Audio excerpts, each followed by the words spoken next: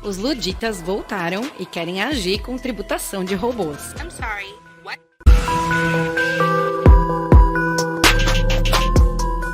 Este é o Visão Libertária, sua fonte de informações descentralizadas e distribuídas. A filosofia ludista é um movimento que nasceu na Inglaterra no começo do século XIX, dentro do ramo de tecelagem, após saberem que Ned Ludd supostamente teria quebrado máquinas de tear em 1779 por ter passado a ser contra os ganhos de um empresário. Em 1811, um artigo sobre Ludd foi publicado em um jornal e inspirou pessoas a fazerem o mesmo. Daí foram chamadas de ludistas.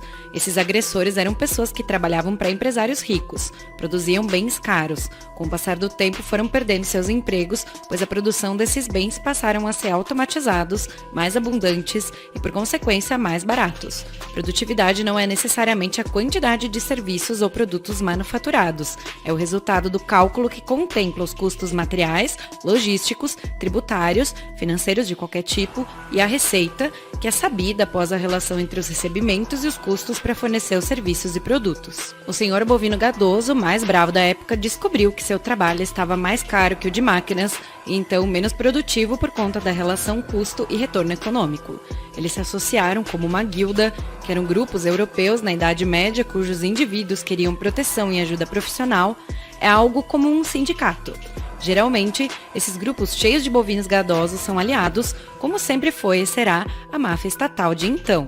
Eles usavam o poder político para conseguir reserva de mercado ou monopólio concedido pelo Estado. A sociedade ficava mais pobre por causa disso e os ludistas mais ricos. Mas quando a máfia resolveu parar de manter a proteção a essa turma, ela partiu para a violência.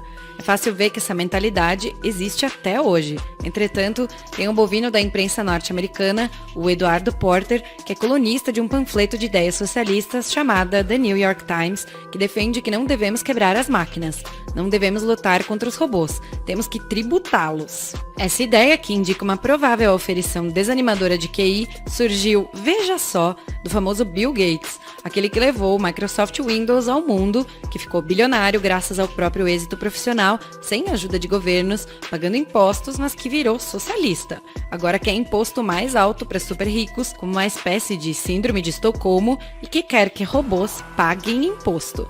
Mas não se enganem, bovinos e bovinas, os desejos de Sir Gates são claros. Taxando robôs, ele, sendo um bilionário, conseguirá pagar por esses novos custos. Mas aquele bovininho garrote que está tentando com sua startup, ainda pouco conhecida, cheio de boas ideias e com 1 ou 2 robôs ajudando na produção e fornecimento do serviço, não conseguirá pagar, então terá dificuldades que são sempre piores para empresas que ainda não cresceram.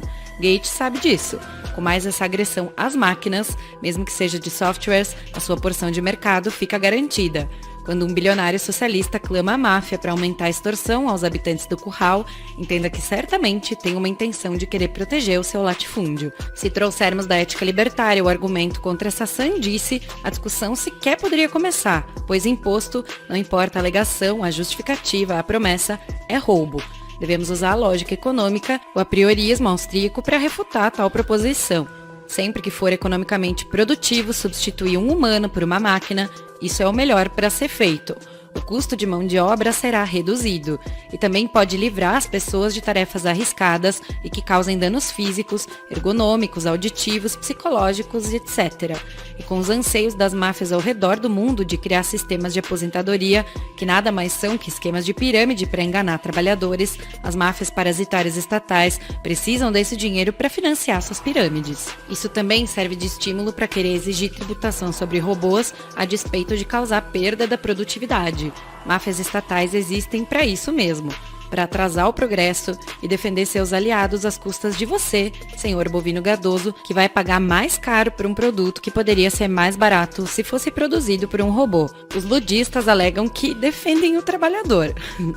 Na cabeça confusa deles, contaminada por ideias socialistas, isso faz sentido. Mas a mão de obra humana tem uma vantagem comparativa fundamental em relação aos robôs, mesmo sendo influenciável e suscetível a questões psicológicas, culturais, afetivas, ela é mais versátil e capaz de aprender. ou seja, é possível ensinar novos mugidos para gado velho. Essa capacidade do ser humano de se adaptar o torna capaz de se realocar no mercado de trabalho. Não faz sentido quebrar catracas de ônibus para fazer que ônibus tenham cobradores de novo. É mais produtivo para a empresa de ônibus ter uma catraca e um sistema de bilhetagem eletrônica do que ter um cobrador.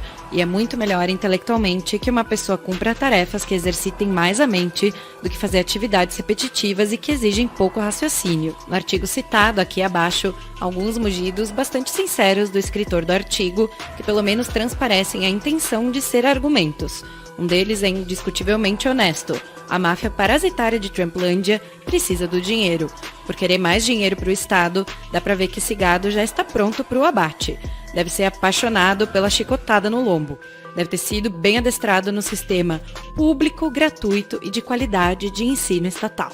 Ele também se confunde, apontando outros argumentos, quem sabe, para tentar compensar sua má noção de economia. Ele se vale de um estudo de uma fundação chamada Instituto Global McKinsey, que alega que 51% dos empregos lá em Trumplândia podem ser perdidos para automação. Note como a economia das terras chefiadas pelo homem laranja mau são improdutivas. O argumento é de que 2 trilhões e 700 bilhões de papeizinhos verdes, aqueles com lastro em honestidade de político norte-americano, seriam perdidos em salários, mas em contrapartida, quantos bilhões seriam mais perdidos com impostos? Nada disso é ruim. Certamente é uma melhor e mais produtiva economia, com menos regulações e interferências estatais no curral gringo, e ela vai se rearranjar mais rapidamente. Fora que, com a queda do orçamento da máfia de Trumplândia, eles podem ter que parar de alimentar aqueles escravos de ganho malvados que usam uniformes feios, são chamados de militares do governo, para sair por aí explodindo o rebanho de currais estrangeiros com que o chefe da Trumplândia está de mal. Por aqui em Banânia, o dinheiro roubado do senhor bovino gadoso paga vinho e lagosta ao Supremo Tripanossoma Federal. Lá em Trumplândia, é usado para explodir pessoas nos currais feios e bobocas, segundo a opinião do Trump. Há uma crença, não só do bovino gringo jornalista no New York Times, de que o governo sabe gastar melhor seu dinheiro que você. Isso é falso. Governos não fazem cálculo econômico como pessoas. Elas, como empresas ou indivíduos, dependem da assertividade.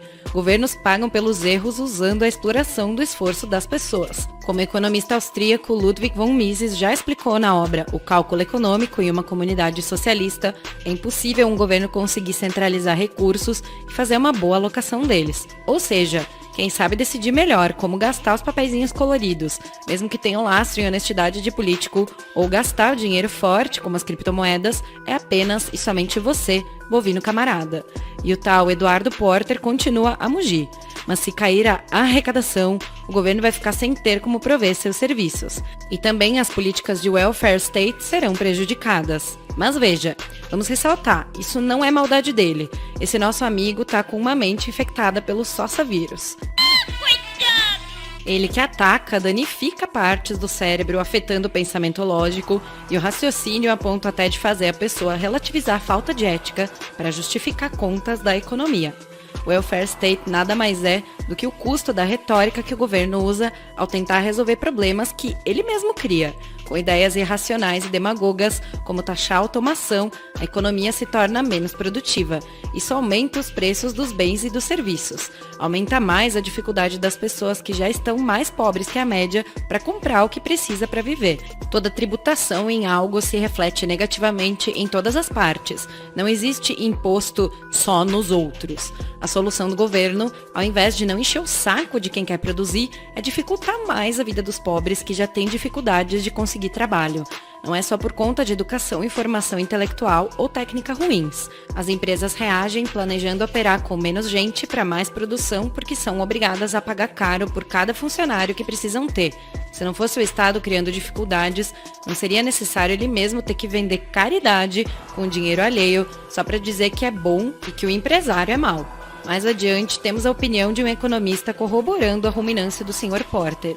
Esse é mais um daqueles economistas formados sob a escola doutrinária estatal. Então, como Rothbard já explicou no livro Anatomia do Estado, ele defende o Estado pois vive dele. O Estado, por meio do órgão regulador de ensino escolar e universitário, lhe concede um diploma e um status de intelectual na sociedade, e o tal intelectual, que é então uma fraude, advoga mais controle estatal e mais impostos. Afinal, se o Estado parar de explorar o esforço do senhor bovino gadoso no curral, ele fica sem o seu custeio. Não há por que perder tempo analisando seus argumentos. O mero fato de trabalhar segundo a máfia parasitária estatal quer já o torna suspeito e, portanto, de argumentos enviesados e inválidos. Em suma, é mais do mesmo. Assim como os ludistas no começo do século XIX atacavam para danificar máquinas de tear, hoje tem gente que defende ataque tributário a empresas que fazem uso de automação. Antes, começaram quebrando teares para prejudicar empresas. Hoje querem taxar robôs. Certas burrices econômicas resistem a morrer. Essa é uma delas. Apenas a razão e argumentos lógicos a respeito da riqueza podem refutar as ideias dessas pessoas que insistem no obscurantismo e de ir contra as leis da ciência econômica. Como brilhantemente disse Mises, ideias e somente ideias podem iluminar a escuridão. Obrigado por sua audiência. Esse artigo foi sugerido e escrito por Libertário 013, revisado por Stanley Calderelli e narrado por Salander.